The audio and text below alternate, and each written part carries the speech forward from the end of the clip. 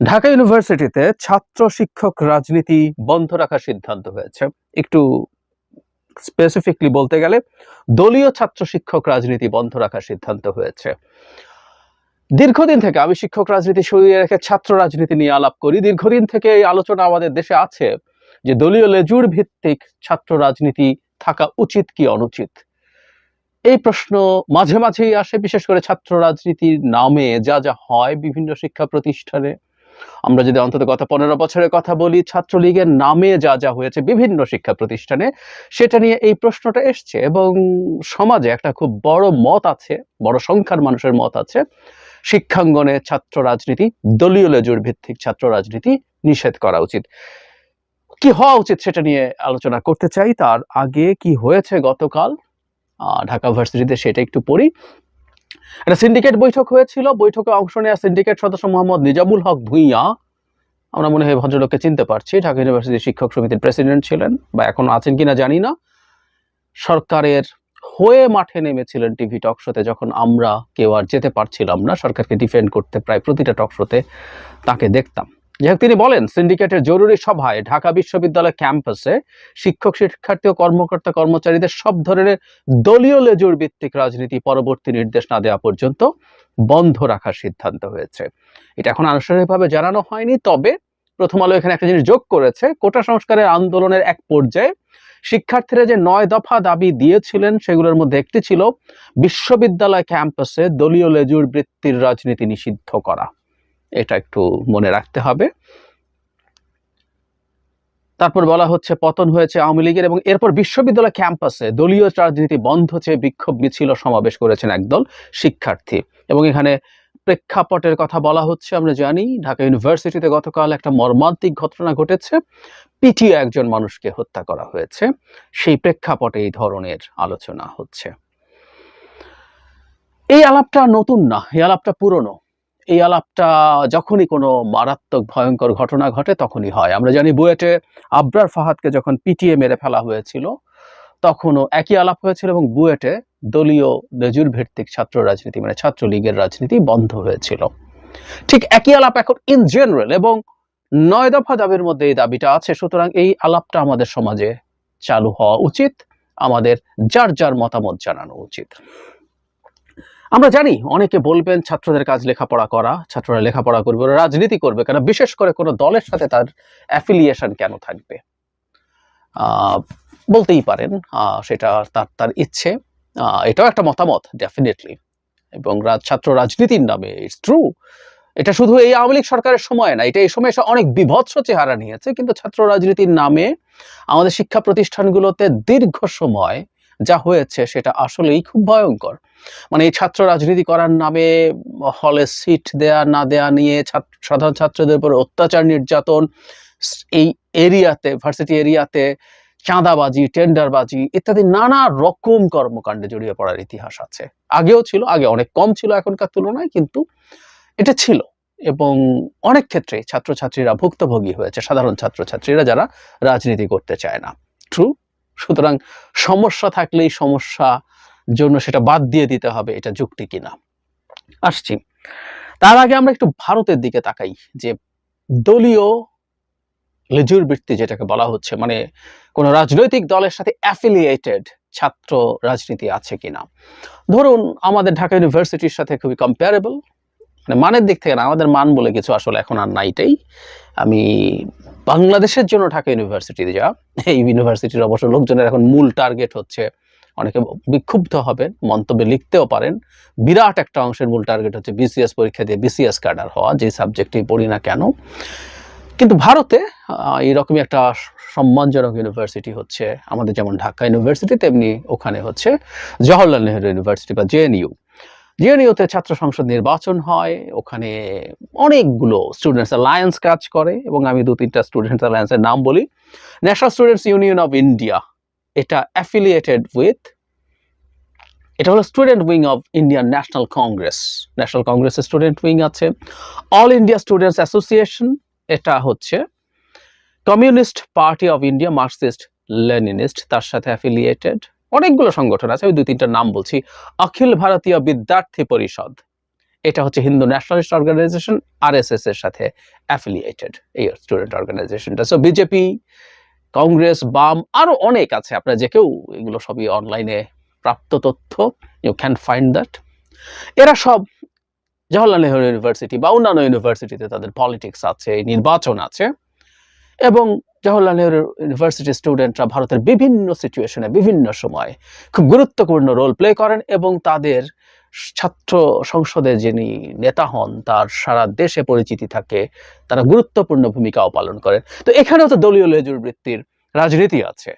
সেই রাজনীতি করে কি উচ্ছন্নে গেছে জওহরলাল নেহরু ইউনিভার্সিটি বা অন্য ইউনিভার্সিটিগুলো ভারতের? তাদের স্টুডেন্টরা সব শেষ হয়ে গেছে? উত্তর হচ্ছে না। তার মানে কেউ আবার উদাহরণ আনতে পারেন, অনেক দেশ, পাশ্চাত্যের অনেক দেশে আছে এরকম পার্টির সাথে অ্যাফিলিয়েটেড স্টুডেন্টসদের পলিটিক্স নাই। কিন্তু আমি আমাদের কাছেই দেখালাম যে এটা করেও সমস্যা নেই। ওই দেশগুলোর ডেমোক্রেসির ডায়নামিক্স আর আমাদের দেশের ডেমোক্রেটিক ডায়নামিক্স একই না। সুতরাং ইউরোপ আমেরিকাতে যেটার প্রয়োজন নেই বলে অনুভূত হয়, সেটা আবার আমাদের এখানে প্রয়োজন আছে কিনা, প্রয়োজন নেই সেটা বলা এত সহজ না। It's really very difficult. তো তাহলে আমরা কি কারণে করছি? যে বললাম যে আমরা দেখছি যে তারা কিছু সমস্যা করছেন, বিশেষ করে ছাত্রলীগকে দেখার পর আসলেই যে কারো হঠাৎ হঠাৎ মনে হয়ে যেতে পারে না, দলীয় লেজুর বৃত্তির রাজনীতি ছাত্রদের মধ্যে থাকতেই পারে না। এখন প্রশ্ন হচ্ছে, আমরা যদি এটা বন্ধ করে দেই ব্যাপারটা কেমন হয়? আমরা একটু যদি এভাবে চিন্তা করি, আমাদের জাতীয় রাজনীতি, আওয়ামী লীগ যা করে গেছে দেশকে, তাহলে কি আমরা জাতীয় রাজনীতিও তো বন্ধ করে দেওয়া উচিত, তাই তো? আওয়ামী লীগ রাজনীতির নামে যা করে গেছে, এর চেয়ে বিভৎসতা, এর চেয়ে ব্রুটালিটি তো আর কিছু হতে পারে না। তাহলে সেটাও বন্ধ করি, করে নন রাজনীতির মানুষজন চিরকাল দেশ চালাতে থাকবে। একটা ব্যবস্থা করে নিতে হবে কিভাবে রাজনীতির বাইরের মানুষ দেশ চালাতে পারে ফর এভার, সেটা করতে হবে। বা অবস্থা তো এটা যদি যুক্তি হয়, তাহলে এটাও তো একটা যুক্তি। কেউ কেউ বলবেন রাষ্ট্রীয়ভাবে করা যায় না। যাবে না কেন? যাবে না কেন? রাজনীতি ছাড়াও রাষ্ট্র চলে, উদাহরণ আছে। এখন ধরে নিলাম আমরা এটা নিষিদ্ধ করে দেয়া হলো, কি হতে পারে? যখন রাজনীতি নিষিদ্ধ করে দেয়া হবে, দলীয় লেজুর ভিত্তিক রাজনীতি, মানে আসলে রাজনীতি বন্ধ থাকে না, আমরা এটা বুঝি না, অনেকেই বুঝি না, বুঝতে চাই না। রাজনীতি চলতে হবে, চলে। দলীয় নামে হয়তো হবে না বা প্রকাশ্যে হয়তো হবে না, কিন্তু রাজনীতি চলবে। এবং আমরা যখনই প্রকাশ্য দলীয় রাজনীতি বন্ধ করে দিতে চাইবো, দলীয় লেজুর বৃত্তির রাজনীতি, লেজুর বৃত্তি মানে একটু ক্লারিফিকেশন করে রাখা ভালো, বাংলাদেশের আরপিও অনুযায়ী, জনপ্রতিনিধিত্ব আদেশ যেটা, সেটা অনুযায়ী একটা রাজনৈতিক দল তার অ্যাফিলিয়েটেড ছাত্র সংগঠন স্বীকৃতভাবে রাখতে পারে না। সে বলতে পারে, যেমন ছাত্রদল, বিএনপি বলতে পারে না এটা তার ছাত্র সংগঠন। আওয়ামী লীগ, সে বলতে পারে না ছাত্রলীগ তার ছাত্র সংগঠন। তাদের ভ্রাতৃপ্রতিম বা কিছু একটা শব্দ তারা ব্যবহার করে, but they are affiliated to them, এটা আমরা বুঝি, তাদের সাথে তাদের কমিউনিকেশন আছে। যাই হোক, যখন এটা আমরা করছি না, কোনো না কোনো ফর্মে এই রাজনীতিগুলো থাকবে। ঢাকা ইউনিভার্সিটিতে বন্ধ করে দিলাম, ওখানে কোনো না কোনো ফর্মে ছাত্র দল থাকবে, ছাত্রলীগ থাকতে চাইবে, বাম সংগঠনগুলোর অনেকগুলো গুরুত্বপূর্ণ ছাত্র সংগঠন আছে, তারা থাকতে চাইবে, ছাত্র শিবির থাকতে চাইবে। এই গোপনীয়তার ফলে র্যাদার প্রবলেম তৈরি হবে এটা, যে এর মধ্যে অনেক এক্সট্রিমিস্ট সংগঠনও যথেষ্ট তাদের তথাকথিত আন্ডারগ্রাউন্ড রাজনীতি করার সুযোগ পাবে, যেটা সম্ভাবনা বাড়বে। আমরা সেটা করতে চাই না, বরং রাজনীতি প্রকাশ্য করে দিলে লাভ যেটা হয়, আমরা প্রত্যেককে দেখতে পারি, প্রত্যেককে বুঝতে পারি, তার কথা শুনতে পারি, তার কথা বুঝতে পারি, সেটা আমাদের জন্য বরং হেল্প করে তাদের সম্পর্কে আন্ডারস্ট্যান্ডিং এ। আর আপনি বা আমরা কেউ যদি মনে করি দলীয় রাজনীতি বন্ধ করে দেবো, তাতে কি বন্ধ হয়? ঢাকা ইউনিভার্সিটির শিক্ষকদের বা সব ইউনিভার্সিটির শিক্ষকদের রাজনীতি নেই? কি নীল দল, লাল দল, সাদা দল, গোলাপি দল, নানান দলে বিভক্ত, তারা কি রাজনীতি করে না? ঢাকা ইউনিভার্সিটির শিক্ষক সমিতির তথাকথিত শিক্ষক সমিতি, তারা যা যা করেছেন, তারা তো রাজনীতি করেন না, কিন্তু সেই শিক্ষক সমিতি কি চেহারা নিয়ে আমাদের সামনে হাজির হয়েছিলেন, কি সব স্টেটমেন্ট নামের গার্বেজ নিয়ে হাজির হয়েছিলেন, আমরা দেখিনি? এই মাফিয়া সরকারের প্রতিটা জিনিসকে এন্ডোর্স তারা করেনি। রাজনীতি তো ছিল, রাজনীতি তো করেছেই, রঙের নাম দিয়ে। রঙের নাম না হলে কোনো না কোনো ফর্মে যদি পরিষদ নামে হতো, ওই পরিষদও রাজনীতি ছিল, রাজনীতি থাকতো। ওটা বন্ধ করা যায় না। অন্তত আমাদের সাবকন্টিনেন্টের বিদ্যমান পরিস্থিতিতে আমাদের গণতন্ত্র ইনস্টিটিউশনালাইজড হওয়া থেকে বহু দূরে আছে। ভারতই যথেষ্ট দূরে আছে ইউরোপ আমেরিকা স্ট্যান্ডার্ডে, আর আমরা তো আবার নতুন করে গণতন্ত্রের দিকে হাঁটতে শুরু করি, এবং আমরা জিরোতেও নাই, আমরা বহু মাইনাস। শেখ হাসিনা এই দেশের গণতন্ত্রের অবস্থাকে হিউজলি জিরোরও বহু নিচে নিয়ে গেছে। সেই জায়গায় এই বাস্তবতায় তো এটা হয় না। বরং কি হয়, আমরা যখন রাজনৈতিক দলগুলোর সাথে অ্যাফিলিয়েশনটাকে বন্ধ করে দিতে চাই, তাতে দায়িত্বহীনতা, দায়িত্ব না নেওয়ার টেন্ডেন্সি তৈরি হয়। আমরা একটা উদাহরণ দেই।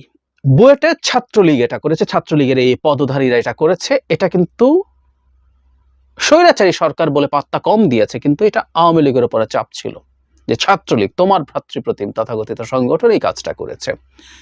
চাঁদাবাজি হচ্ছে আওয়ামী লীগের, ছাত্রলীগের লোকজন করেছে। আমাদের মনে থাকার কথা, জাহাঙ্গীরনগর ইউনিভার্সিটির ছাত্রলীগের প্রেসিডেন্ট জেনারেল সেক্রেটারি কেন্দ্রীয়, তারা চাঁদাবাজির দায়ে, যেহেতু ভিসিও আওয়ামী লীগের, ঠোকাঠুকি লেগে যায়, প্রচুর সমালোচনা হয়, আলোচনা হয়, দুজনকে সরিয়ে দেওয়া হয়। তার মানে যে কথাটা বলছিলাম, কোনো খারাপ কাজের জন্য যখন আমরা একটা দলকে, দলের অঙ্গ সংগঠনকে দায়ী করতে পারি, তাদের পদধারীকে দায়ী করতে পারি, এটা বরং তাদের মধ্যে কিছু দায়িত্ববোধ তৈরি করে। সেটা বাদ দিয়ে নাম না ছাড়া, কারণ আমরা বলবো, নিশ্চিত থাকবো এই পরিস্থিতি অনুযায়ী কোনো না কোনো, কারো না কারো প্রভাবের ছাত্ররা ওখানে নেগেটিভ কাজ করার চেষ্টা করতে পারে, করবেই, তা বলছি না, করার সম্ভাবনা অনেক বেশি। তাই যদি হয়ে থাকে, এই দীর্ঘদিনের নোংরা চর্চা যে একেবারে কাল রাতারাতি শেষ হয়ে যাবে, নট নেসেসারিলি। ভার্সিটি এলাকায় বিরাট বাণিজ্য আছে, প্রায় সব ভার্সিটি এলাকায়, সেগুলো কেউ না কেউ নিতে চাইবে। কিন্তু এখানে ডিফারেন্স হলো, গোপন ভাবে কোনো ক্ষমতা ব্যবহার করার চেষ্টা করা হবে, এবং যেহেতু এটা প্রকাশিত না, এর দায়িত্ব আর কেউ নেবে না। এটা আরো সংকট তৈরি করে, নিশ্চিতভাবেই করে। আমরা শেখ হাসিনার বাংলাদেশ থেকে বেরিয়ে আসতে চাইছি, সুতরাং শেখ হাসিনার সময় ছাত্রলীগ বা রাজনীতির নামে যা যা হয়েছে, সেটা আমরা ভবিষ্যতেও হতে দেব না। কিন্তু আমি এটা মানি যে সামনে আরো বেশ কিছুদিন আমাদের এই সংকট হবে, ছাত্র রাজনীতির নামে আরো খারাপ ঘটনা ঘটবে। কিন্তু দেশে গণতান্ত্রিক ব্যবস্থা থাকলে আস্তে আস্তে আস্তে আস্তে এটা ভালোর দিকে যাবে। আমরা সবাইকে রাজনীতি করতে হবে না, তো সব ছাত্রকে রাজনীতি করতে হবে না। আমাদের এটা এনশিওর এটা করতে হবে, প্রতিটা ক্যাম্পাসে প্রত্যেকটা ছাত্র রাজনীতির সহাবস্থান থাকতে হবে। এটা সরকার সহ সবাই, এবং অন্যরা যারা প্রেসার গ্রুপ আছে, তারা সেই প্রেসার দিতে হবে। তাদের মধ্যে সুস্থ রাজনৈতিক ধারা চলমান থাকবে। এবং কারো জীবনে রাজনীতি করায় যদি লক্ষ্য থাকে, ছাত্র জীবনে এই ট্রেনিংটা তার জন্য অমূল্য হয়ে থাকে, ওটা তো তাকে হতে দিতে হবে। সবাইকে তো রাজনীতি করতে বলা হচ্ছে না। এবং কেউ যদি মনে করেন যে তিনি পড়াশোনা করে অনেক বড় চাকরি বা অনেক বড় রিসার্চার হবেন না, উনি রাজনীতি করবেন, তো সাম পার্সেন্টেজ অফ স্টুডেন্ট এটা করাতে কোনো সমস্যা নেই। আর বাকি স্টুডেন্টরা তারা তাদের মতো করে ক্যারিয়ার করুক, তারা এই রাজনীতির সংস্পর্শে আসুক, তারা এই রাজনীতির ফলে ক্যাম্পাসের নানা রকম গঠনমূলক কর্মকাণ্ড হবে, সেগুলোর মধ্যে থাকুক, বুঝুক, জানুক, সবকিছু সুন্দরভাবে চলুক। আবারও বলছি, দীর্ঘদিন যেহেতু আমাদের এই ধরনের সংকট ছিল ছাত্র রাজনীতির নামে, এই সংকট থেকে রাতারাতি মুক্তি নাই, কিন্তু এটা প্রসেসের মধ্য থেকে দূর করতে হবে। সমস্যা আছে বলে সেটা নিষেধ করে দেব, এটা ভালো কিছু দেবে না, বরং আরো খারাপ পরিস্থিতি তৈরি হবে। এবং ছাত্র দলীয় লেজুর ভিত্তিক রাজনীতি, আমি কিন্তু ব্যক্তিগতভাবে মনে করি দলীয় দলের সাথে অ্যাফিলিয়েটেড ছাত্র সংগঠনই শিক্ষা প্রতিষ্ঠানগুলোতে থাকা দরকার।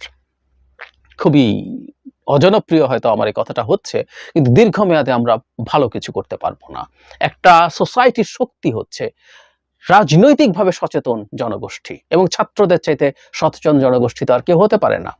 আমি বহু ক্ষেত্রে আমরা যদি পুরনো ইতিহাস টানি, আমরা দেখব বাংলাদেশের ইতিহাস মানে ছাত্রদের ইতিহাস, এবং স্পেসিফিকলি বললে ছাত্র রাজনীতির ইতিহাস। সেই স্বাধীনতার আগ থেকে শুরু করে আমাদের মেজর মুভমেন্ট এরশাদ পতন পর্যন্ত। এটা বলার সাথে সাথে আমি জানি আপনাদের মনে একটা নতুন পাল্টা যুক্তি দাঁড়িয়ে গেছে, এবারকার মুভমেন্টে তো ছাত্র রাজনীতির নেতৃত্ব লাগেনি, বলতেই পারেন। কিন্তু আমি ব্যক্তিগতভাবে মনে করি এটা একটা স্পন্টেনিয়াস মুভমেন্ট। আমাদেরকে চিরকাল একটা সরকার ফেলার আন্দোলন করতে হবে না, আমাদেরকে আরো অনেক রকম আন্দোলন করতে হবে। এবং এবারও এটা কোনো পরিকল্পিত আন্দোলন না। সরি, ছাত্র সমন্বয়ক যারা ছিলেন, কেউ কেউ বা অন্য কেউ তাদেরকে মাস্টার মাইন্ড টাইপের কথা বলার চেষ্টা করছেন কাউকে, এবং সে পুরো পরিকল্পিতভাবে মুভমেন্ট হয়েছে। I do disagree with that, এবং I am ready to have some debate with anybody else. যাই হোক, তারা সামনে ছিলেন, তারা ঝুঁকে নিয়েছেন, কিন্তু এটা পরিকল্পিত নেতৃত্ব দেওয়া মুভমেন্ট হয়নি। এটা একটা স্পন্টেনিয়াস মুভমেন্ট ছিল, এটা একটা অর্গানিক মুভমেন্ট ছিল। প্রচন্ড ক্ষুব্ধ মানুষ একত্র হয়ে somehow it happened. এটা পরিকল্পিত মুভমেন্ট না। সুতরাং এটা কোনোদিন আরেকটা উদাহরণ হতে পারে না, আরেকটা প্রয়োজনে আমরা এই ধরনের আরেকটা মুভমেন্ট দাঁড়িয়ে যাবে, হয়ে যাবে, না, এটা বলা যায় না। এই সম্ভাবনা বরং খুবই কম। ফলে আমাদের ছাত্র রাজনীতি লাগবে।